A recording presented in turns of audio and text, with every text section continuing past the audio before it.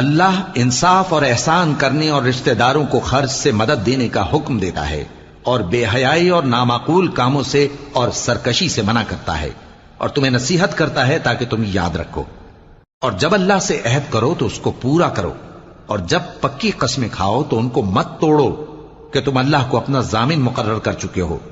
اور جو کچھ تم کرتے ہو اللہ اس کو جانتا ہے۔ اور اس عورت کی طرح نہ ہونا جس نے محنت سے تو سود کاتا پھر اس کو توڑ کر ٹکڑے ٹکڑے کر ڈالا، کہ تم اپنی قسموں کو آپس میں اس بات کا ذریعہ بنانے لگو کہ ایک گروہ دوسرے گروہ سے زیادہ غالب رہے۔ بات یہ ہے کہ اللہ تمہیں اس سے آزماتا ہے،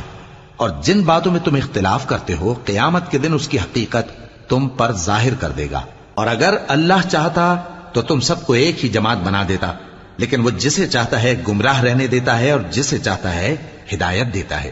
اور جو عمل تم کرتے ہو اس دن ان کے بارے میں تم سے